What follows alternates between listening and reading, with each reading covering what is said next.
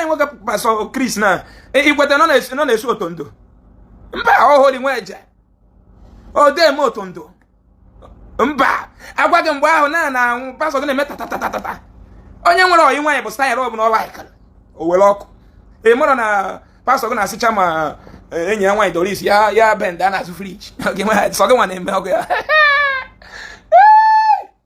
ma microphone that man use magnetic microphone, one of the costest microphone in the whole world. In what idea? I that thing about what they Charlotte can use. That we are on. They come on Charlotte can use ever. Yeah, but you know, Charlotte and I train area. I know about jogger.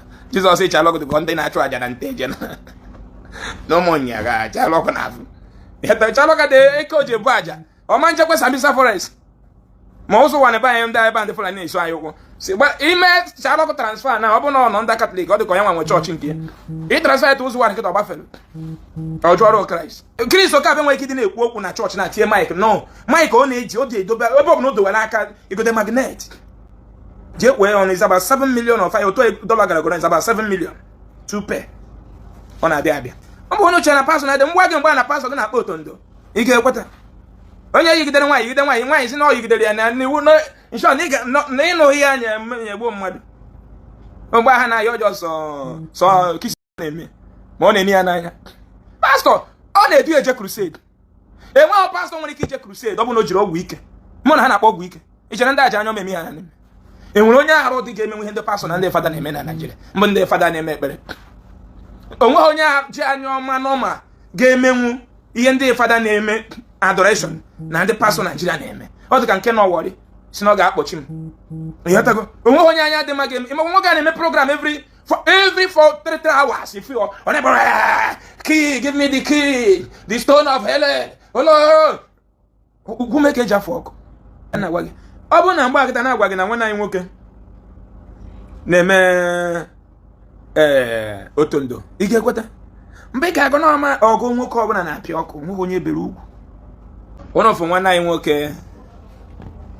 Chris Okafọ nke mevo miracle ụlọ ewu mgbe nwanne anyị nwoke mee miracle a nwe ebe niile kpọtụrụ na-akpọ m Ezeaku ọkwa m sị na Jizọs anaghị agwọ ya ọkwa m sị na Jizọs anaghị agwọ ya mbịa na omena nwaanyị aka ya gbatara ọga I don't stay with people sickness ọ na-agwa gị na enwere achịele na enwere ihe ọbụla bụ poison let mere ihe dị poisonous ị na-comment rubbish na Facebook bụsị reality gị hit gị rabashi nkata labasị kalaba ọsa ga diagnose go for ya izuzuru jewe ebe na-agba poison ma ozuzuru jewe ekpere jewe adoration jewe na nke ndị ori pastor Africa niile ụnụ na-afọ ebe ndị ori na-enwere aka ọrụ kedu ụdọ ya ma kedu problem ndị mmadụ ma afụbeghị nọ n'etiti nsogbu ndị Anambra na Enugu na Ebonyi na Abia na Imo na Delta steeti gbaa ma okirikiri na Igbo love themselves nọ n'etiti onye a na-ebe ụfọdụ na-anwụ ma ndị dị ime ma ndị amụrụ ọfụrụ ma ndị nwe holy heart ma ndị si n'ike anyụ nsị ma ndị nwere ike ji anyụ nsị ma onye ya amụọ bụrụ nwoke bụrụ nwaanyị mmadụ one n'ime unu funugolo onye amụrụ ọ bụrụ nwoke bụrụ nwaanyị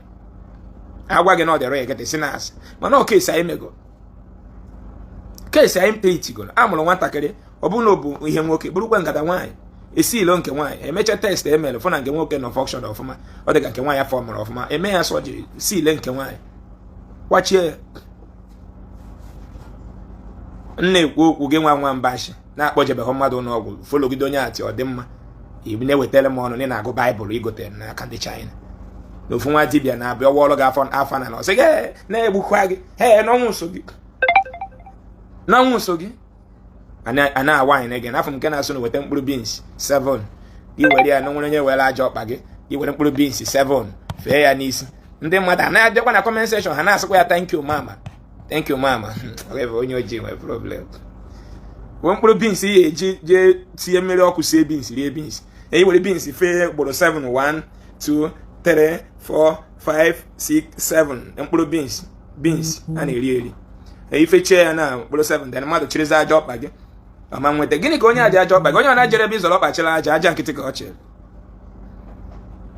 onye isi ekiri m nkịtị nwere any power hidden anywhere apart from mpịa gị ọkpịpịakwala m ezo ụkazị ihe niile na ọgwụ ahụ gwọrọ na-ebughị isi nwanne m nweta gị ntinye gị tigbuo ma gị ma ọgwụ ekpere niile a na-asị gị na Jizọs ekpuchie na egwegwewe m were ọfọma pịa gị n'isi maka Chineke ikpekwe ekpere ka ọbara kwụsị gbara ma Ezeaku ị ga-achọwa kemis ma any nearest hospital ọfọ a kịta nji kịta were ebe a pịrị ọ na-apịpịa gị n'etiti isi tawai ihe ya apụghị n'ọnụ bụ blood of Jesus ọbara nke gị ifuze blood of mmadụ so ịkpọ blood of Jesus ihe ọzọ ya afụ blood of mmadụ metatatatata i wee chọwazie chemist chọwazie ọgwụ ndị China ma ọgwụ ndị Pakistan ndị na-amarọ Jesus a ga-eji triti akpọkpụzi na akpọkpụ nweghị onye ka gị mma na Nigeria nweghị onye ka gị mma spiritual ma ọfị na ibe Chineke nọ ma ebe ọgwụ nọ ihe niile scan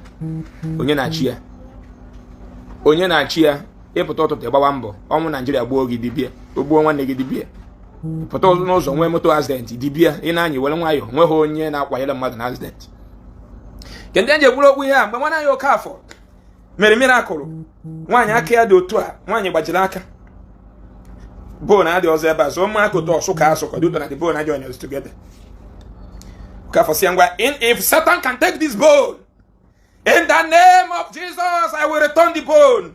And I said the woman, take it. The woman and I, take it. Oh, they are free. When no one free, they must spend over how many million? Well, go nothing in Kitty. You may go and go up on a nothing school fees. You only name nothing in Nigeria. You may go and able school fees, nothing. Opening we free, now Jesus no what. You may go and mother spend where go law. You free, don't know what. You now go law, not spend millions of naira, keep a lawyer. He free. Jesus need free. He will spend over how many million? He be a medical doctor. He free. He free. Again a mother for then a for building a one room in a hostel. Then I go university. Whatever case now got toilet. He put them infection at school. He free. Actually Jesus name he free. When I got him mad, he share drug him. He won't hold brain. You are a black slaves everywhere all over the world. Yes, slavery ship doing River Niger now. If you don't because Jesus have made you to woefully fail to develop your land because you have a God if you can pray. Have a God that can answer. Pray. But can generate anti-regadantation and for the walk. Pray. Mrs. Prayer. Mark Zuckerberg and out of Facebook. On then I roll power bank. I hope I go now. My can be when out what they can button or they knock a button out. The contact creator Nigeria high or sham and the pastor on your China. And your charo eyelashes. Well, the production of eyelashes creates more than 100 million jobs in China. Eyelashes mean more than 200 million people all in China. Eyelashes in it. One chopped at 18 years. Onye buy never bad Zion. Hamaram no give hug me, Yakobi de Muma. Hamaram no give me, hug me, Yakobi de Mumao. Chiwa de Fido, Yakadala Baba. Onya road and a baba. Onya road that day, me baba. EJB and I've needed a psychiatric hospital. Understand? Ndine baba, onya road. If enough no ikech kuno gnilu. No no gonna ko chi dem man ijoma no gonna ko ya na choma. Era pi ikech ku mo choma me ijoma ti we baba. Ara drug. Ini idrega psychiatric hospital.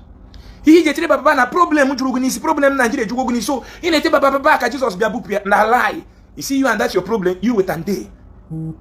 Ketansi bina nata. We collect na traffic. Woto. Onye obuna ma big man, ma ogaranya, ma pastor, ma father traffic ochuro yo obuna. But everybody I know more than 4 hours no so. You will say head bridges okay, ebeni na wechiri. Ebeni na wechiri. Na watch into na yetu. Reality hit again. So when doka ihe nje gwuri ya na mgbe nwana nwoke pastor Chris na igweta no na eso otondo. Mba holy nweje. O dem otondo. Mba agwa gị mgbe ahụ na pastor gị na-eme tatatata. Onye nwere oyi nwanyị bụ style ọ bụ na like. O were ọkụ.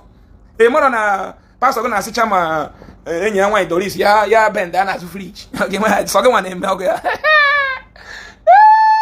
Ezeaku. Na pastor gị na-eweche skelewu style. Inwe ha dị. Ha na-eyiri gị white and white ndoshi. Bụ ndị ụka ndị orike ne. Ma ihe ni na na-eme gị dịka afọ nwa onye Igbo gụrụ university ọpụtakwa ọsọ na je dọna ọ na-egekwa ihe ọ na-akụ. Ọ dọna cha this week echekwa jekwa dọna. Ọ na-ege were microphone. Ma microphone that man na-use magnetic microphone. One of the costest microphone in the whole world. Inwe ha idea. Ada tinye about what ka Chalọkụ na-use. Ana akpụ ya n'ọnụ. Ngube ka mụ na Chalọkụ na-use ebe a. Ihe akpa etinye n'ọnụ. Chalọkụ na ana-achọ onye na-eri aja na onye na-agba aja ọga. Jizọs sị Chalọkụ dị ka ndị na-achụ aja na nte eje na. N'ụmụnya ga Chalọkụ na-afụ. Chalọkụ dị eke oji ebu aja. Ọ ma nchekwa Sambisa Forest. ma ụzọ wa na ebe anyị ndị ebe ndị Fulani na-eso anyị ụkwụ si gba ime Shalọkụ transfer na ọ bụ na ọ nọ ndị Katọlik ọ dị ka onye nwa nwe chọọchị nke ya ị transfer etu ụzọ wa nkịta ọgbafere ọ jụọrọ Kraịst site na ụdị Mike ọ na-eyuzi bụ o ji bịa ojosogoro dobe ya ebe a if they speak with the magnetar Mike is no less than 5 million they wee ọnụ Mike ahụ ọ dụrụ no less than 5 point something million ị nọrọ ebe a dey play Chris Okabe nwere ike ịdị na-ekwu okwu na chọọchị na tie Mike no Mike ọ na-eji o ji edobe ebe ọ bụla o dowere aka igote magnet je wee on is about 7 million or 5 oto dollar gara is about 7 million 2 pair ọ na-abịa abịa o were ihe 7 million go gote solution not to stress himself solution to be freely preaching with 7 million gị nwe jeze ebe a ka ịkọrọ jesa aka je mabara ya ga ị ga-akụgide aka ahụ aka kọọ n'ime ndụ gị yes possibly reality ga-ehit gị ọ bụ onye uche na pasọ na-ede mgbe gị mgbe na pasọ gị na-akpọ otondo ị ga-ekweta onye yigidere nwaanyị si na ọ yigidere ya na iwu nshọ na ịnụ ihe anya egbuo mmadụ mgbe ha na-ayọ ọjọọ sọ kisi nke ọ na-eme ma ọ na-eme ya n'anya pastọ ọ na-edu eje crusade enweghị pastọ nwere ike ije crusade ọ bụ na o jiri ọgwụ ike mụ na ha na-akpọ ọgwụ ike ichere ndị aja anya ome ha na-eme enwere onye arụ dị ga-emenwe ihe ndị pastọ na ndị fada na-eme na Naịjirịa mbụ ndị fada na-eme ekpere onweghị onye ji anya ọma n'ọma ga-emenwu ihe ndị fada na-eme adoration na ndị pastọ Naịjirịa na-eme ọ dị ka nke nọ wọrị si na ọ ga-akpọchi m ịghọtago onweghị onye anya dị mma ga-eme ịma nwoke a na-eme program every for 3 hours if you are key give me the key the stone of Helen olo ugwu meke ji afọ ọkụ tụansi si bini gbara si ka m note na mpụta dobele kwadobere ụmụnne m okwu ka gwuo n'okwu n'abalị nke ebe everyday Elijah Enugu ya eme adoration from Friday chefo ụtụtụ Monday Sunday eje ka mass ka gị ya cheje Tuesday bido day again gịnị no day again kedu ị na-asị m no day again program ji na-asụ m Igbo na-enwere factory na poverty no day again barrenness no day again ụwa na-achọ solution for stop barrenness for IVF surrogate na ndị otu ya na artificial gịnị nwa na-akpịa insemination ka ọ gịnị ka a na-akpịa ndị ọcha na-ewepụta isi all this thing n'ebe a na-akọrọ m Chineke na ndị Igbo shọt ihe unu na-eme m ime na ndị Igbo ka ezuzu n'ụka iji ebini fa ka ndị Igbo m Yoruba ka ndị Igbo ma na chọọchị so ndị bụ chọọchị ndị chọọchị na-adịbọ ya na yedekpo ji kpara ego na Naịjirịa bụ ndị Igbo bụ sọ ndị Igbo sọsonye ebe anyị onye Igbo maka na onye ike ka ọnwa agụ ka ọwọ nyidere ego ụwa na-agafe somebody arụ AK-47 na ya abịa weta agbagbuchi ụmụnna gị niile ma village gị onye arụrụ egbe a wee gwa gị na o nwere ike ka ike nye gị free hey nna bịa ị mara ihe ndị a chi bịa now gịnị ka nna gwa gị ọ bụrụ na mgbe akịta na-agwa gị na nwanne anyị nwoke na-eme otondo ị ga-ekweta mgbe ka agụ n'ọma ọgụ nwoke ọbụla na-apịa ọkụ nwoke onye bere ugwu nwoke ọbụla na-eri ife ụdị akpa natural something ekere eke nwoke ọbụla nwaanyị ọbụla mgbe ahụ anyị na-etonite na-afụ dị ihe na-agbagharị ọsọ ife ebe nwoke na nwaanyị na-eme ihe love ọ na-ewe gị na-asị fire na irure na age ya ikode hungry you check how painful ọ dị nwaanyị break na nwaanyị ga-ewepụta obi si tata achọrọ m break tiwe kpo dị na ọbara dị na agba ya na arụ break ya ọ nature you can cheat it you cannot cheat it on nature na-ezuzu abịa m post elu na enwere ihe dị ka chiere na ole ka ọsa gwa gị bọ ya bụ mewe gị ji etiriti enya ebebe a na-asịrị m na you don't support me on this onye evu onye nwụrụ anwụ na-aga ije nwe ụtọ bụba ọgbaji ọkpa eche debere m ihe na WhatsApp kedu solution eri ya niile m na-atụ no challenge enwekwana onye n'ime unu wepụtara ofu etu ọmụ challenge win em Pastor Jerry sịrị the only person tụrụ m challenge bụ Pastor Jerry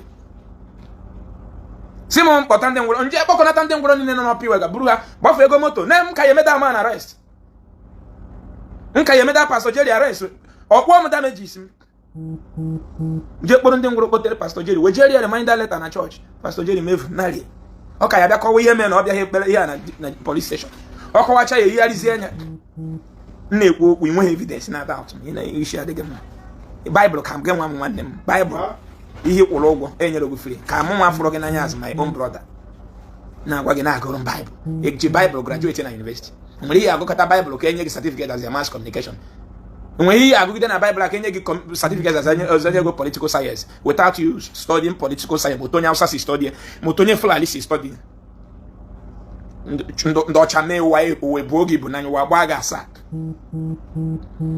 brother sister Rose brother Theophilus ihe ndị banyị na-aza brother Aveo Maria nwe ezi homa ihe onye China ji earring ọlụ pụtara create ọlụ ịma sọsọ iyeri ntị ụmụ nwaanyị na-eyi ma how many billions of people onye ọrụ na China enwere iyeri ntị jegodo ebe a na-ere gold na main market na Ọnịcha ebe a na-eri iyeri ma ihe ọnụ ma ihe ntị na gold ma ọ bụrụ gold jegodo na Lagos na trade fair je na ịma how many billions earring nkịta na supply to Nigeria, Ghana, Kenya, Tanzania every day, Uganda enwere idea ihe makwanụ ihe ụwa ya dịrị gị ịrụtụ na ikenewe Jesus mana enyere ọgbọgwọ na credit to pay for 30 years na obodo nye gị Jesus mba ọlụ gị Kristi na mmemme ihe ọzọ mma agwụ na ihe niile m gwara na ide play ọgwọ m egwu nọ n'anya mgbe ihe asị ise mere eme kwuo na Jesus bụ wayo na o nweghị power jide Bible mụọ ya ọkụ eri ahụ na ekpe na-ekpere ka Ezeaku nwa nwụrụ m ikpe na-ekpere ka Ezeaku na-aga n'iru mmụọ ị na-ene anya ọdịda ma ọzọ na-apọmpụ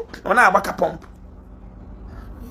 ụfọdụ n'ime na-ewe isi m bag maka na m chọrọ ka ọ nọ dị ndụ ndị kedu ebe ịkwa ụwa ka na-agbagharị gị ịsa ụfọdụ n'ime ụwa na-agba gị ịsa ihe mere iji defendere Baịbụl na okwu asị na Jizọs bụ n'aka na ịchọghị ịnwụ mebi na ego kpatara ụjọ na-atụ gị maka otu Naijiria si wee dị ịchọrọ ka ego kpatara ka o fuo agwa gị na Jizọs ya eme ka ọ yara ifu n'ụmụ ogbenye abụcha winch ịghọtago ịghọta na-ekwu now iwe were ụjọzi na na Jizọs dị mma ụfọdụ n'ime ụnụ bụ na ụnụ chọrọ ịnụ di na-afụ na clubs 35 years ị na-abazi monopause 40 n'inụbeghị di ị na-ekwu eziri Jizọs maka Jizọs bụ eko wee nye gị di akụkọ reality nebe nwanne ilue 40 years jee mụọ nwa ọ bụ n'inụbeghị di ịchọ ịba monopause ịkụkụlọkụrụ na 39 jee katụwa gị ime ka ịmụtara ihe ene gị nka maka reality nka ha itinye gị ga-anyụ nsị na akwụ nwekwa nwanne gị ga-atụpụrụ gị ọnụ enweghị nwanne gị ga-atụpụrụ gị ọnụ ihe na-agwa gị bụ real onye nke asị m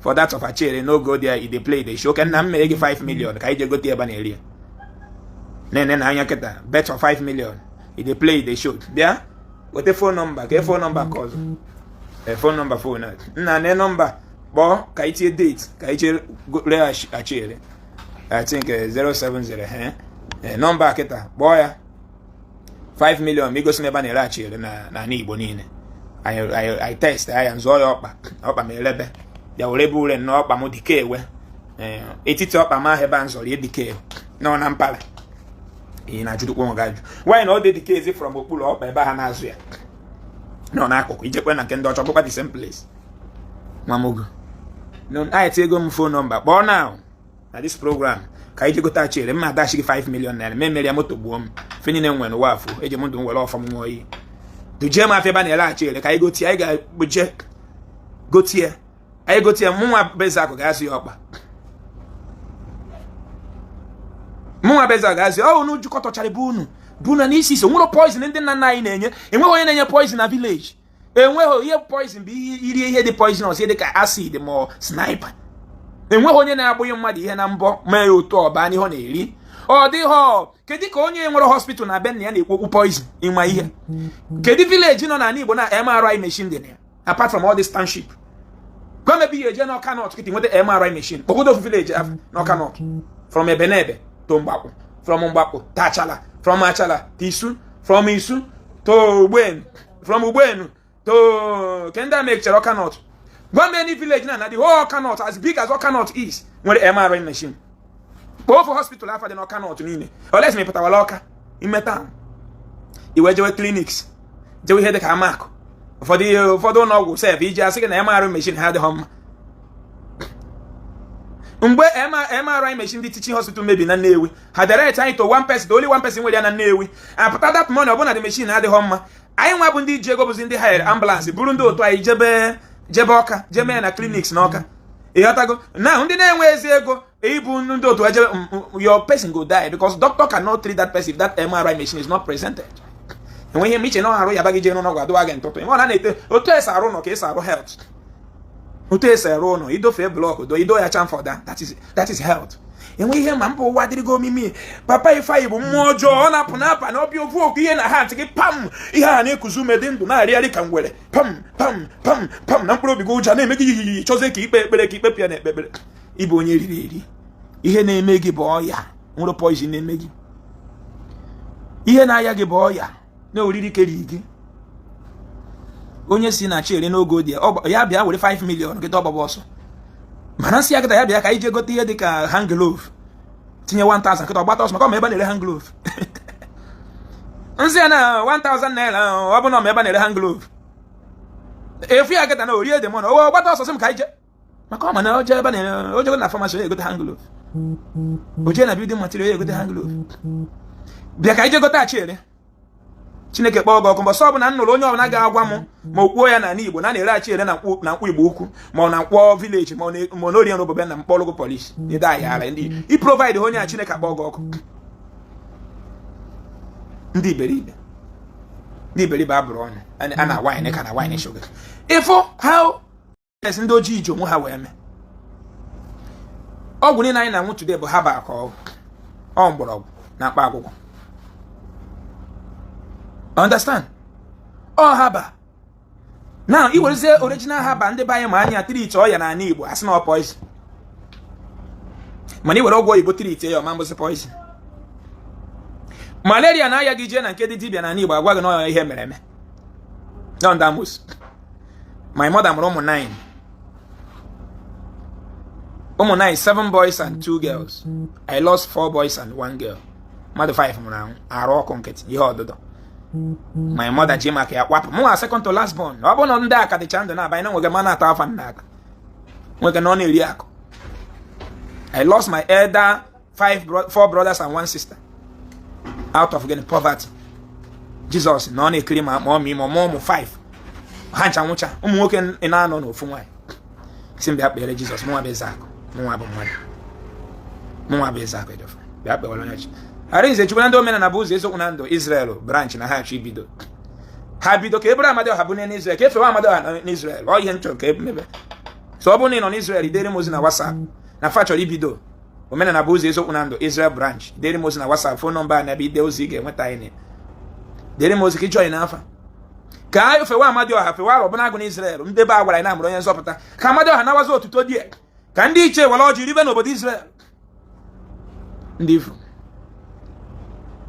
ndị ọcha nyere gị Jizọs ọnụbala gị ọgụ mana ama onye Israel tren ya ka esi egbu mmadụ onye Israel ruo 18 years eje kụziere ya ka esi egbu mmadụ nọta anụmanụ eje ọba army training ndị amị na-etren ndị amị gbọọ Emeka ndị amị na-eje training ka ha jee gbawa nta na bush ifunugo mbọsị a chọrọ isi onye amị ka ama ma ọ ma gbuo egbe kama ma akpụta ebune ma ọkpụta ewu dobe ọ arụ ihe dị ka mmadụ si ya ngwa shoot fire target the head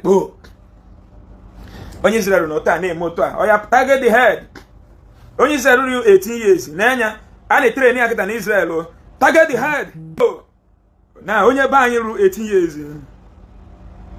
na-esekpụla n'otu a adabere m n'ukwu obe na ya mara gị adabere m n'ukwu obe ha mara gị kacha mma anyị dabere n'okwu ya kata onye ọ na-eme kata ka na-ekwe ọkpọwa God of Israel ike mo chi ndị Israel ike mo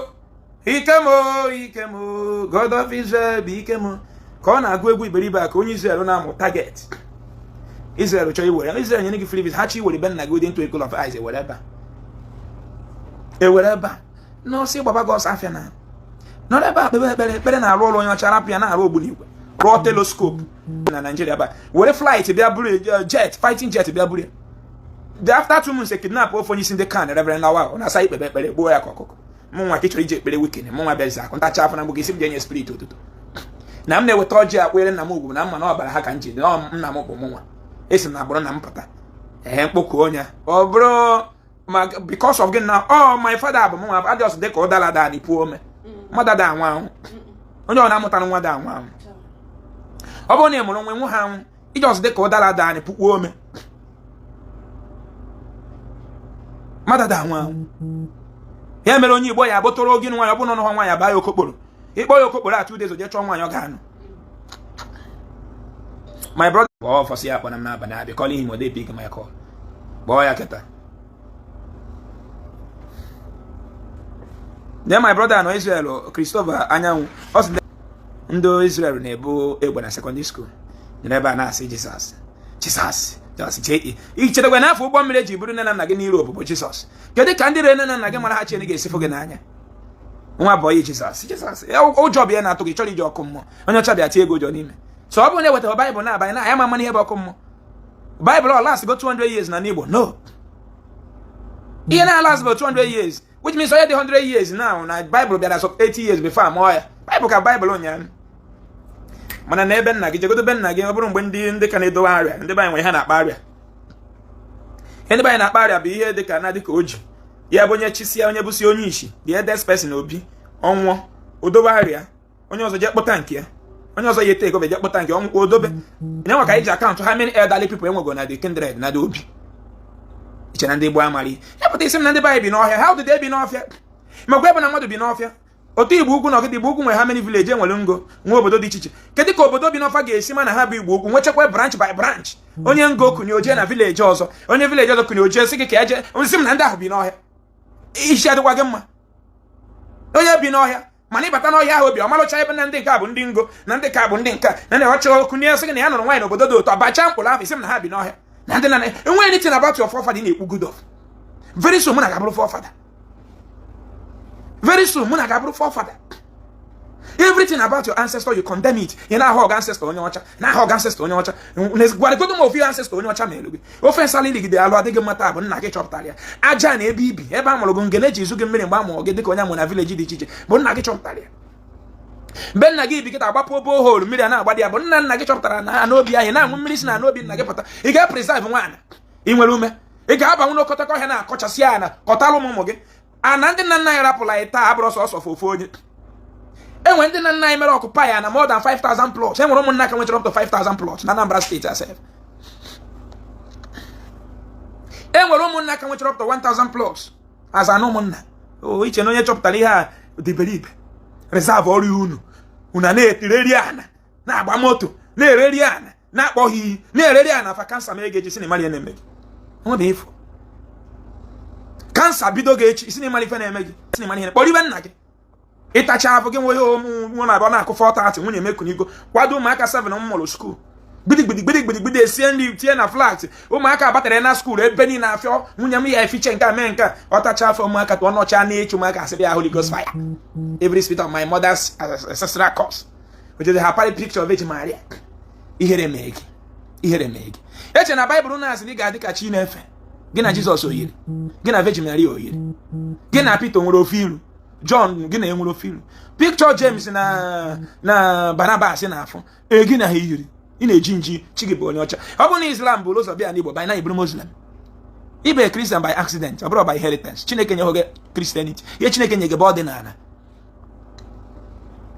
ihe na ọ na-anị na-eme na naka ibi na naka ya na naka isi pụta ị na ọ na-anị were ihe ọdịnala n'ime ọdịnala. Nwa aja anyị Igbo ga-ewere ọjị kpọkọ nne ya kpọkọ ndị iche kpọkọ aja anyị jee mewe aka aja na-ebute ọnụmanụ ga-eje n'ụlọ ka je na-akụ aka na-achụ n'ụnwe ya na-achụ ya. Onye ndị ihe na-ajụ n'ụlọ ga na-asị anybody fighting for me nwanne m ka m jụọ gị onye jere eke nụọ ọgụ jee oye nụọ ọgụ jee afọ nụọ ọgụ jee nkwọ nụọ ọgụ jugodo onwe gị onye na-achọ ndị mmadụ ka ndị mmadụ na-achụ ya. Over 10,000 people bịara adoration ihe ha na-ekpe ebe anybody fighting for me onye ndị nke ahụ nwere onye ha na-achụ ka ịkpa ya ka nkata mụnụ si mabazi na mba ka na-akpa ya ka nkata. So over 10,000 people are na adoration. Anybody looking for me Holy Ghost fire njụọ ọpụta na 10,000 people abịara adoration enwere onye fanachụ onwere onye fanachụ. Ihe a gosiri unu dị confused. Onwe onye na-achụ gị onye ọ na-achụ gị na-achụ gị physical. Ọ gwa gị na onye egbu gị je kpọrọ ya polisi. Ọ gwa gị na onye egbu gị ọ bụrụ ndị amị je kpọta ndị amị etigodo ya ihe bife na-akpọchi ya ịghọtago kpọtọgharị ofu ndị amị na-abụ itie ya duka etiche ya duka bife ijeze kpọ ndị polisi eje kpọchie anya ike ya agwụ na sel ọ sayịnara gị life undertaking. Enweghị onye na-achụ gị na mmụọ.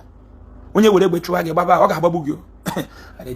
ya ndị chụzi na-asị na-agbara ya egbe gbara ha nke agba nwanne mgbọdị were obejiri chụ gị gbafọ ọsọ were ifere gba ọsọ gị na mmadụ na-eme ọkụwa bọtụrụ gbafọ ọsọ maka onye ọ na-akụwara bọtụlụ ifere na-adị na bọtụlụ ịkụwa bọtụlụ ọ bụ na ịmarị ọ dịka igbe onye iberibe ọ dịka igbe onugwu so onye nwere ịkụwara ya na bọtụlụ ị ga-asụ ya onye ahụ gị na mmadụ megide ihe ọmịa bọtụlụ wụọ Ben Johnson ọ sụọ gị nwanne bọdị gote manụ adị mana bọtụlụ bụ the weapon inwe ike itiri chigodo ebe megodo rice atobe fụba akpụ asị gị je gowa abụba eke ihe eteketekwa abụba eke tewe gị ana m agwa gị na reality ga-ehi iti gị gote nne